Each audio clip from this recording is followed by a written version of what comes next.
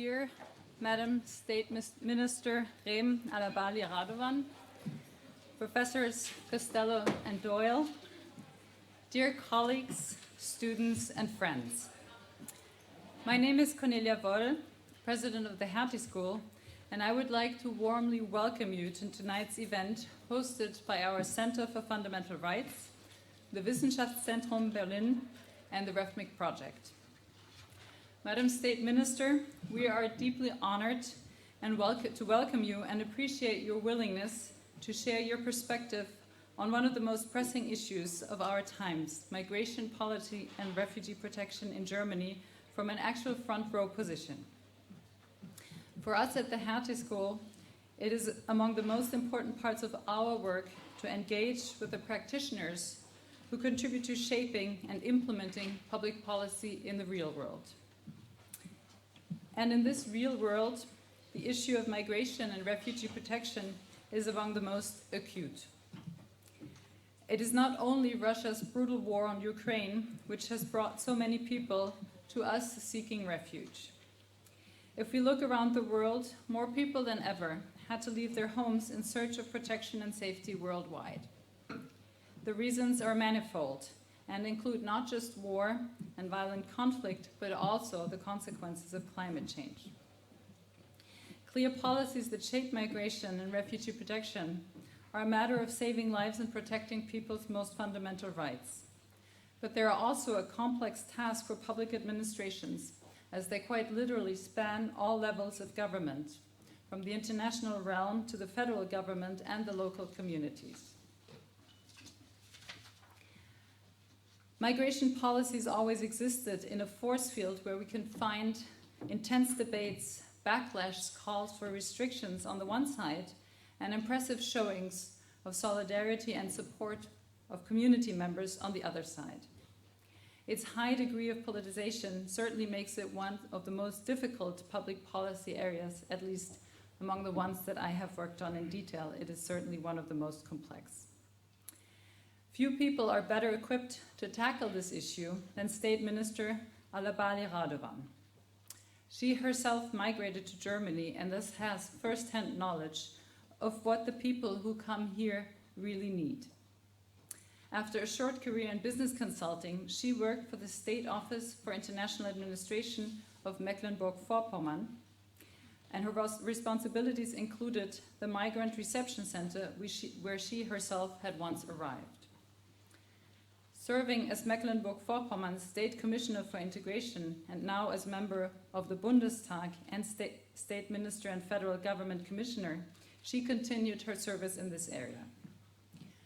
This career is inspiring, and she's truly an example to so many people that study, like many of you here in the room, how to be future leaders when you're from a diverse background and might not have all the access that you feel you would need. Beside all that, of course, the State Minister brings with her one specific kind of expertise, which always comes in handy in politics, namely boxing, which is her passion. I'm certain, however, that you won't need your boxing gloves tonight, because this community is a very welcoming bunch, and I hope you will make her feel comfortable. I would also like to welcome another guest who will lead us through the evening together with Professor Catherine Costello. We are so glad that Michael Doyle is here with us tonight. He is professor at Columbia University and also currently a visiting researcher at the Wissenschaftszentrum Berlin, and looks back at an impressive career in not just academia, but also global policy practice. He chaired the UN Democracy Fund and served as a policy advisor to former UN Secretary General Kofi Annan, fighting to combat hunger and promote democracy globally. His award-winning research on international organizations in global migration policy is among the most acclaimed contributions to international policy research. Moreover, he's the director of the Model International Mobility Convention project at the Carnegie Council. Few people represent better what it means to connect excellence in research with putting bold actions into practice. It's an honor to have you with us today, Michael. Before I hand over the microphone to our esteemed guests, I want to take a minute to thank the Hertie School's Center for Fundamental Rights and its co-director, Professor Catherine Costello, for co-hosting this fantastic event, and all the important work that the Center has done in the field of migration research. I would also like to thank Liav Orgard of the WZB for the cooperation and collaboration that made it possible to be here together tonight. Let me commend the RefMig project, which provides the background for today's discussion together with Professor Doyle's Model International Mobility Convention initiative. The RefMig project is a European Research Council project led by Professor Costello.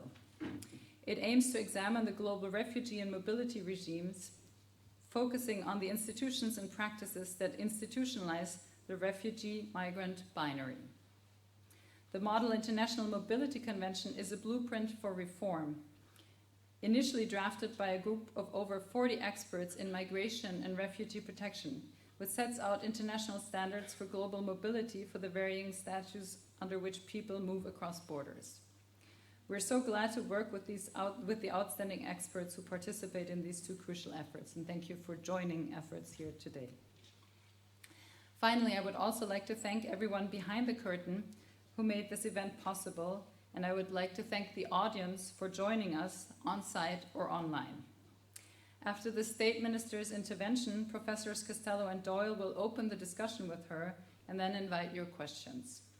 And now, please join me in welcoming State Minister Reem Alabali-Radovan.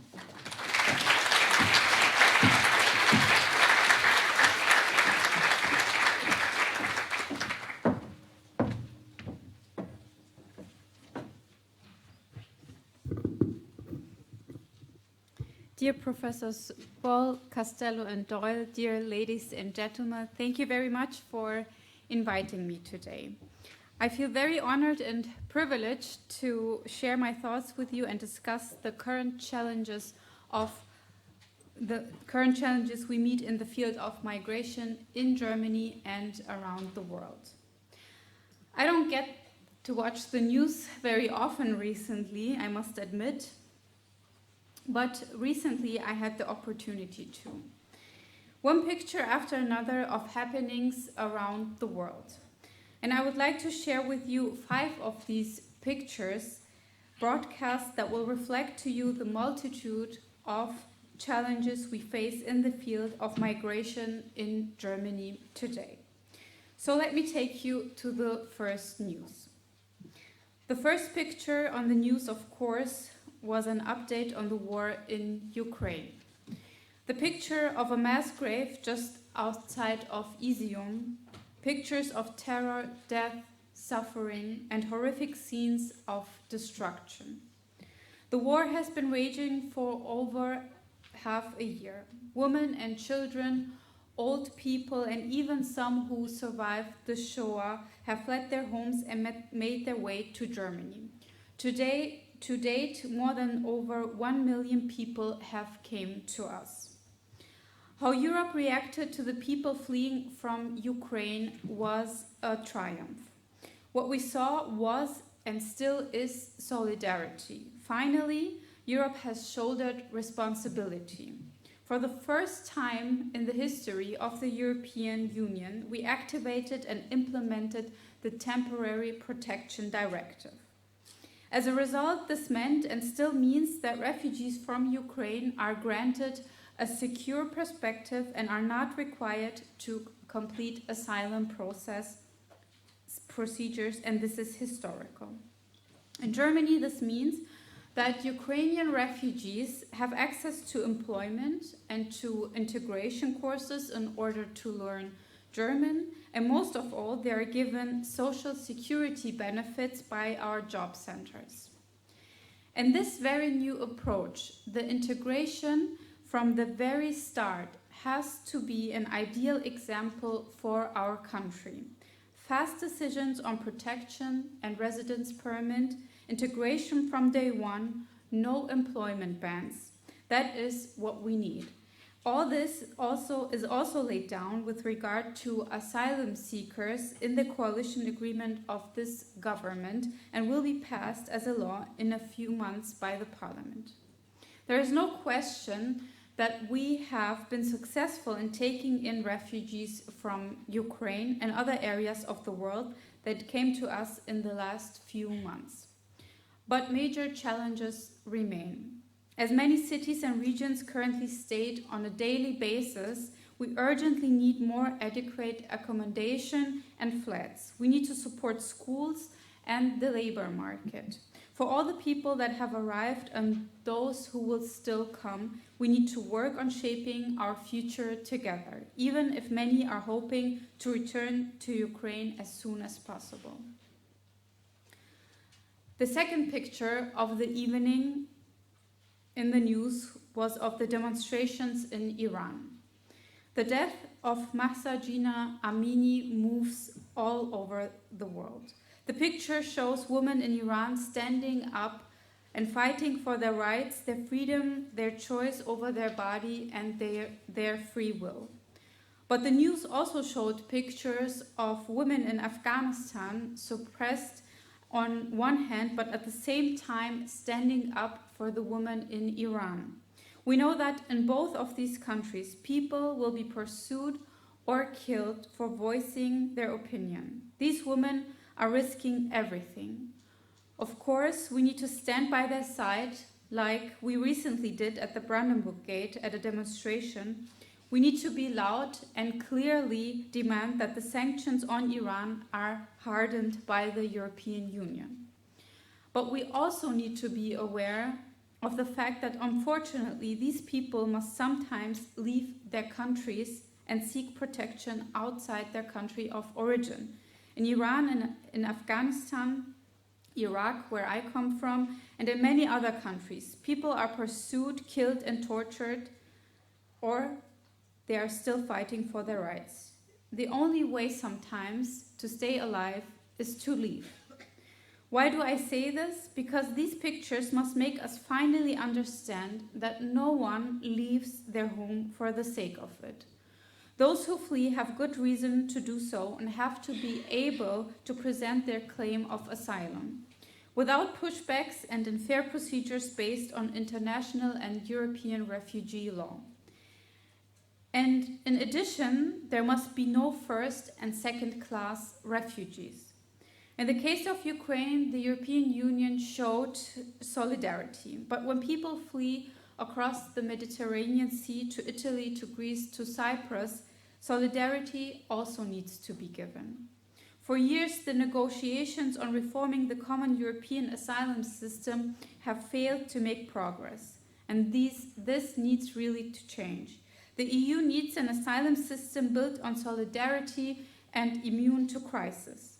We have a duty to offer a safe home to people in need of protection. And let me say it clearly, that is what this federal government stands for.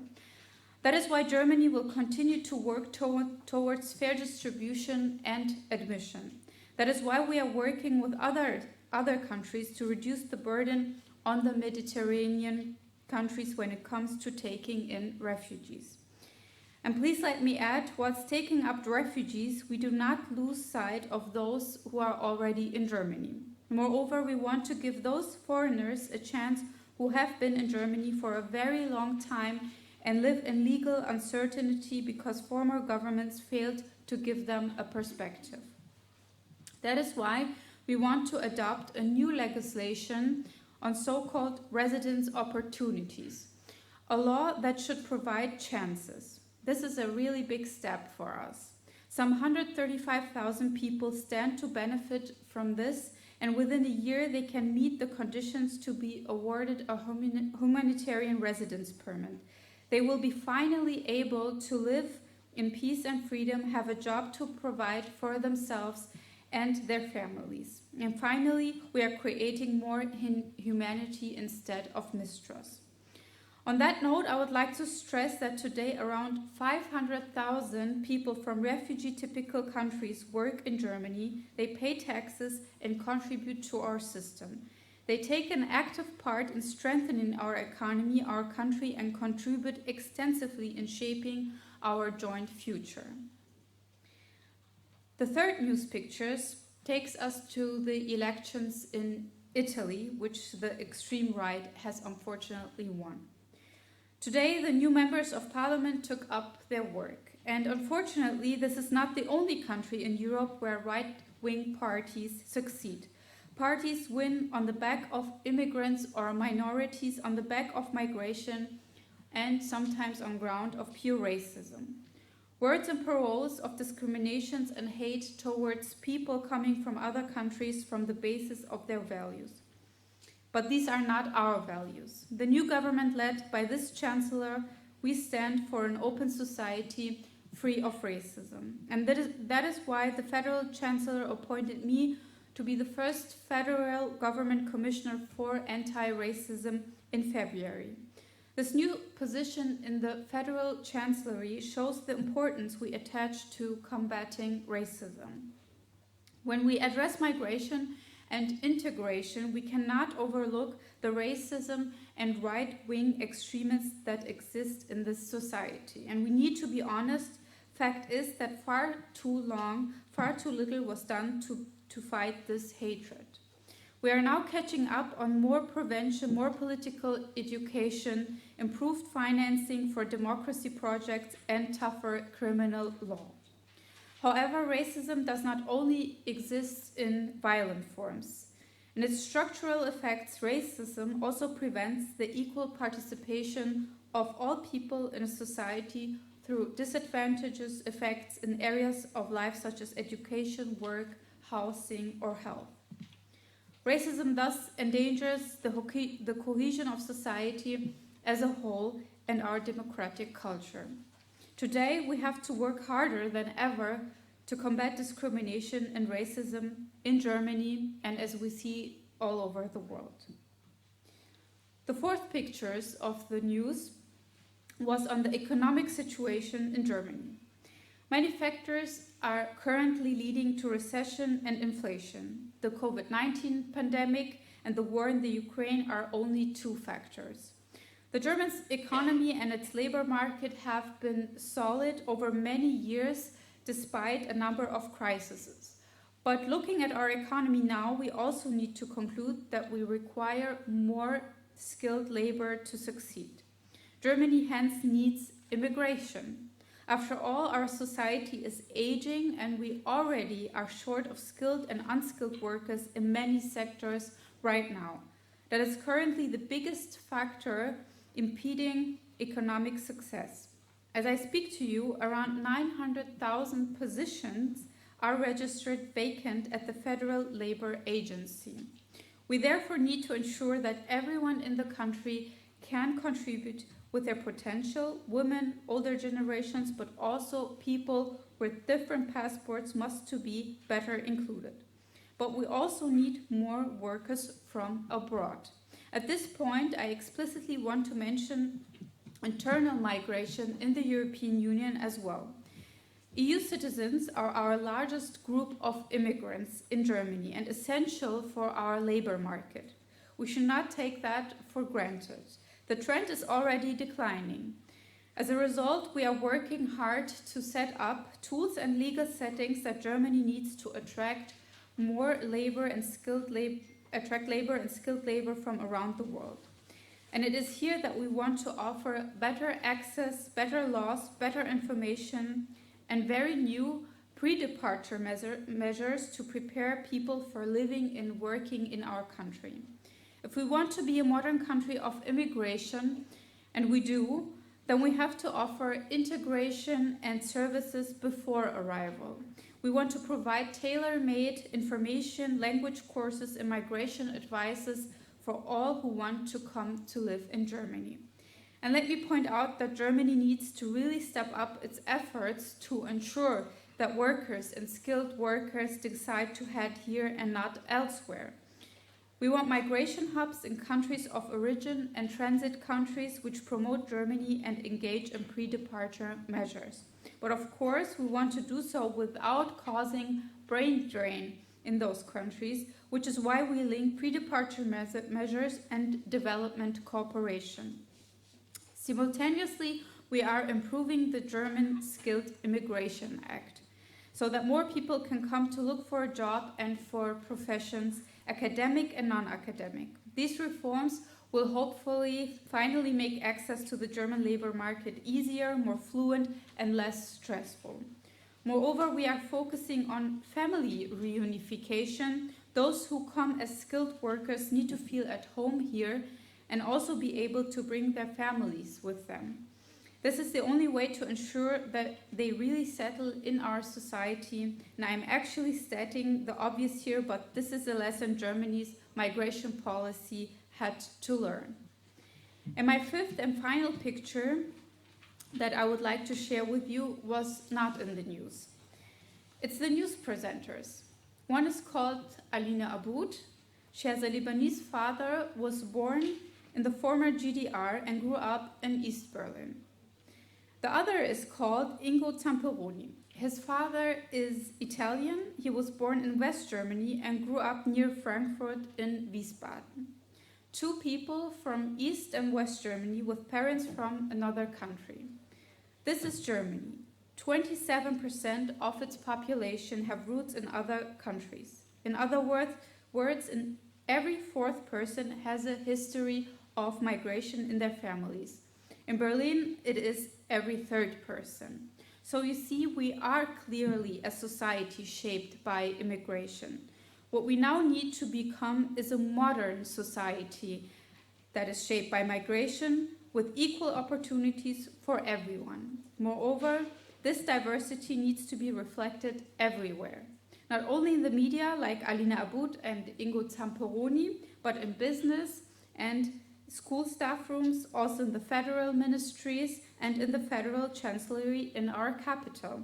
However, in the federal government, only 1 in 8 members of staff has a migration history in their families. It should be at least twice as many. We need to address this. That is why I am now going to launch a diversity strategy for the federal administration, which consistently highlights the value of diversity. Also, when it comes to attracting staff to all federal ministries and in all other sectors, we want to strengthen the representation of people from families who have migrated. To put it plainly, yes, diversity is real in our country as we look around here, but it also has to become normal everywhere.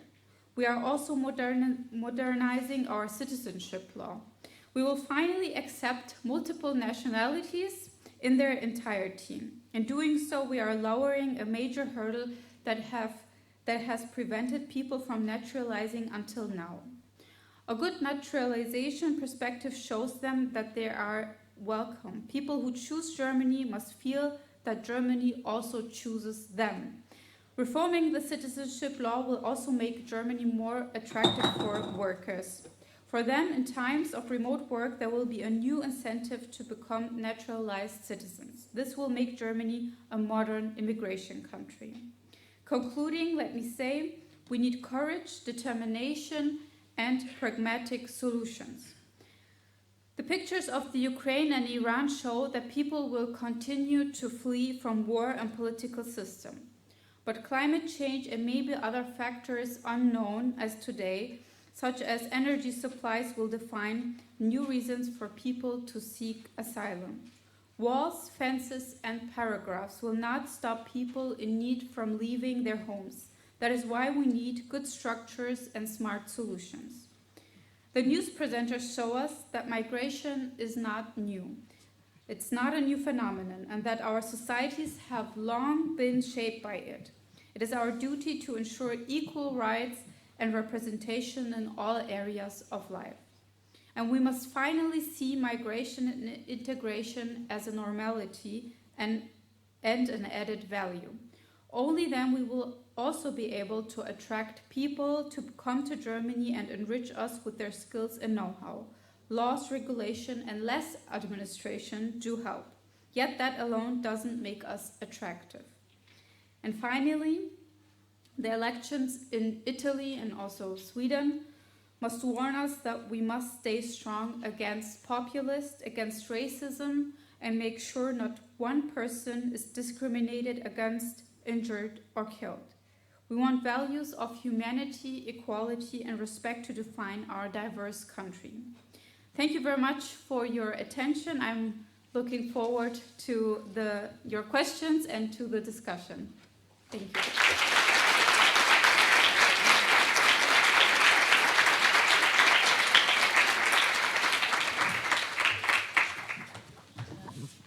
State Minister, thank you so much for your candor. And that was such a tour de force and such a detailed and insightful overview into both the challenges facing Germany, but also the remarkable changes that are being currently introduced. So I ask you to take a seat with us, and Michael as well. We thought we'd get the discussion going, and then obviously we'll open up to many of you in the audience, I'm sure, have questions that you'd like to pose. I'll let you catch your breath for a moment. Michael, did you want to start off? Sure, I'd be happy to. First of all, thank you for that wonderful address. It was, as Catherine just mentioned, substantive, extensive, inspiring. It's a vision that any country would welcome and few can achieve. So thank you so much for that. I've got a couple of questions. I'd start out with one which is you partly covered, but I'd like to hear more about it if you were willing.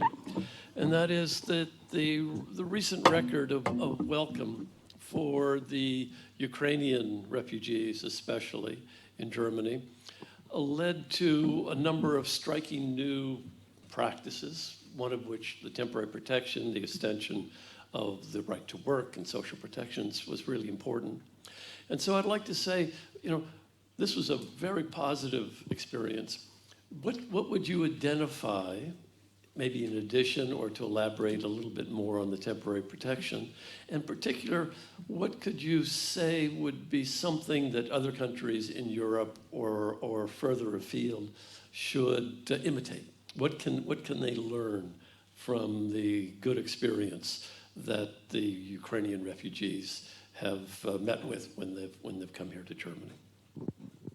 So before I answer the question, I just want to say my English is kind of rusty. Please excuse that. And I have to add one more thing I already told you to. A couple years ago, when I worked in business counseling here, close to here, and also Friedrichstraße, I also always looked at this building here at the Hertie School, and I always wanted to apply. But I never did, unfortunately, so my English would be better maybe. So it's a great opportunity to be here and to meet you all and to see how you also discuss things here. I'm very interested in that. So coming back to your question, well, first of all, this historical chance with this decision in the European Union made it possible that Ukrainian refugees do not have to apply for asylum. And that was a very important point, as we now have over 1 million refugees from Ukraine. If you imagine that, and in a very short amount of time, from March until now, so only a couple of months, and if you imagine that those refugees, each one of them applies for asylum in our system, that would be a catastrophe. So that was a really, really important and a good decision. It also made, it was also, I think, from a political point of view, a very important step, a sign of solidarity in the European Union. So there was solidarity from the member states, from the political side. So also the civil society was very, and is still there is still a great solidarity with refugees, especially with Ukrainian refugees. So what worked better in Germany? I recently spoke to a lot of my colleagues on the European Union, also from Italy, from Portugal, also Greece, and Austria, and other Scandinavian countries. And what I learned is that the system that we have here with integration courses, with job centers, with federal agencies, is very special and unique in the EU. So I think the integration courses are a very, very good example, and a lot of my colleagues asked me how do these integration courses work, because it's not only language courses, it is also courses on how our society is shaped, how the political system works, and all that. So that is a very important step, but also what is different now in this situation is the possibility for Ukrainian refugees to work right away. So that is different to 2015, 2016, compared to when we had a lot of refugees from Syria, Afghanistan, and Iraq who came here. They were in those long procedures for, first of all, for asylum. This could go on for 1, 2, 3, 4 years. Some of them are still in this procedure. And in this whole time, they were not allowed to work, and they were not allowed to visit integration courses. So they had to stay in the camps for all this time. They weren't able to do anything. And I think that is not a good way. I think how we did it with the Ukrainian refugees is a really, it should be a blueprint for integration in future for all refugees. And where we compare the situation of Ukrainian refugees to Poland and the Czech Republic, the difference here also is that a lot of people took in refugees in their homes. So, for example, in Leipzig, there are 12,000 Ukrainian refugees, and 10,000 are in private accommodation. So that's a great number, and this is different in Poland and Czech Republic. There are more tent places or like schools, and yes, people live not in very good condition. So I think other European countries can learn a lot from us how we deal with integration, but also we have to learn from how we dealt with this situation compared to 2015 and develop a new approach. And one last thing that is also special, I think, to Germany in some parts is that we really closely work with migrant organizations and diaspora communities. And I think that is a way to strengthen integration, and we should do that here more, but also the United Nations is working on this topic. And I think you should always bring in perspectives from refugees themselves or migrants themselves to develop a better system. Great. Thank you very much. If I could do one further question. It's a remarkable record that you just outlined of achievement, showing lessons learned from previous refugee flows. But no policy is ever perfect. And so what are you learning from this experience of the successful integration of Ukrainians that would lead to even better policy in the future? What have been some of the challenges, some of the difficulties that you can see now that in retrospect you might have done somewhat differently, and in the future you might do differently as well? Are there any things that you can reflect on in that dimension? I think in terms of the integration policies, it went really well. So I think where we have problems, and this is not only problems for migrants, that is a problem we have in Germany in general. And what we see now is that we don't have accommodation, we don't have flats, and we don't have enough staff and place at school. So this is what we are facing now, is that we made, I think, in my point of view, for Ukrainian refugees, but let me be clear, it is not as good for all refugees. So, and I'm very, very aware of that.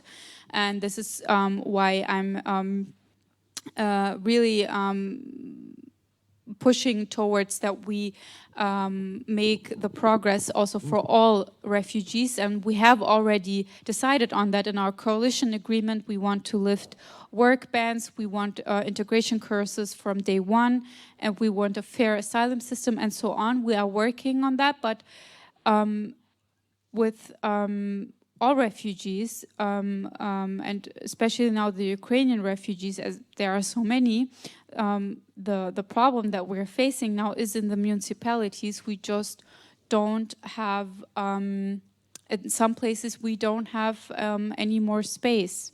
We do have in general. I'm not saying we don't have space and we shouldn't take anyone in or something like that. But what we're facing now is that there is no, the distribution system didn't work quite well, and we don't have the capacities in schools. So we have over 100,000 children who are waiting for a place in school. And, you know, children who just fled their country, who are missing their fathers, their brothers, their families, who are also traumatized, who live under these conditions and are also not able to go to school. This is really not a good situation. But this is something we have to face in general. So we need more accommodation for everyone. I mean, you live in Berlin, most of you probably, so you know. We don't have much space here, especially we don't have places we can, affordable places. And we're really short-staffed in every social field. So schools, also integration courses.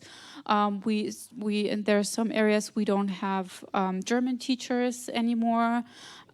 So we really need people to work in those fields also. So that is what is worrying me for this situation right now. And we really have to work on that. Thank you for those answers. My colleague, Catherine, I think, has a few questions, too, before we go to the audience. Thank you so much.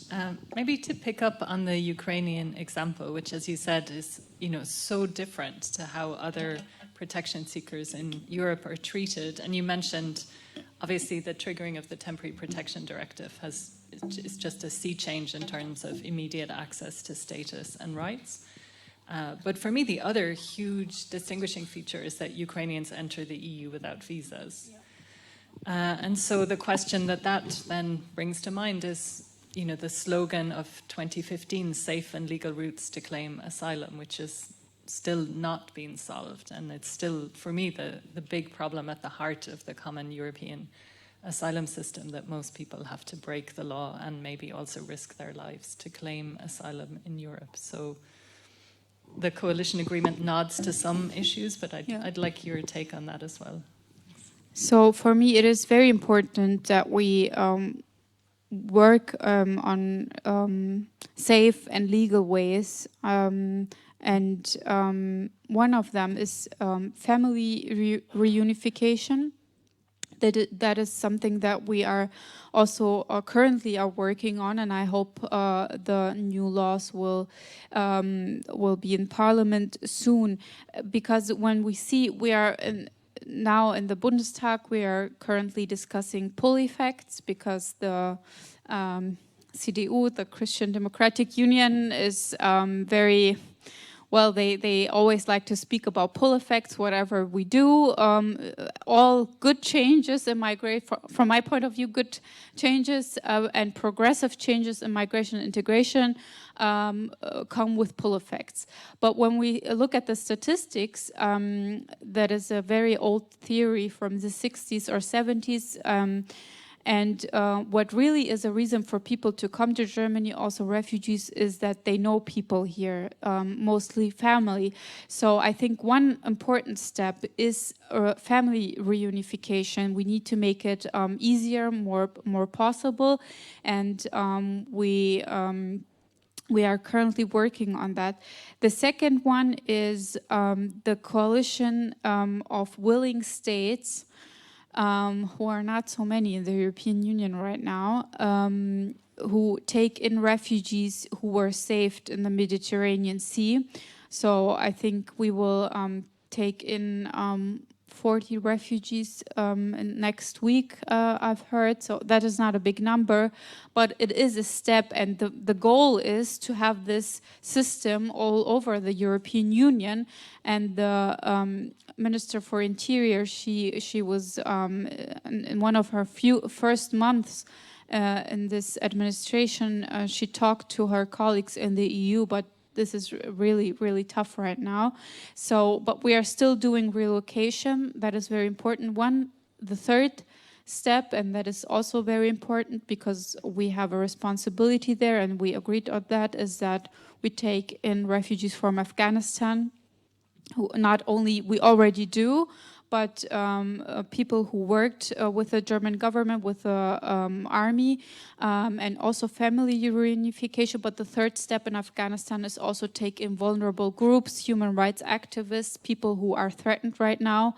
And I'm hoping that, and I know that in the next days there will be news on that. So we are working on that. This is also a new way. But in general, it is really hard right now in the European Union. We kind of lost Italy right now in that perspective to talk to them on these things. Also Sweden. So it is only quite a few countries who are willing to work on this.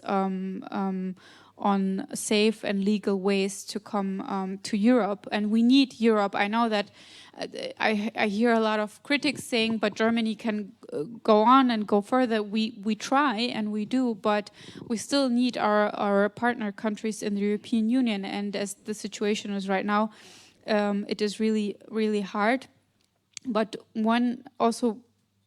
I think one next step will be those migration hubs in also countries like Nigeria, like Kosovo, like Tunisia. We have a lot of asylum seekers from Tunisia, for example.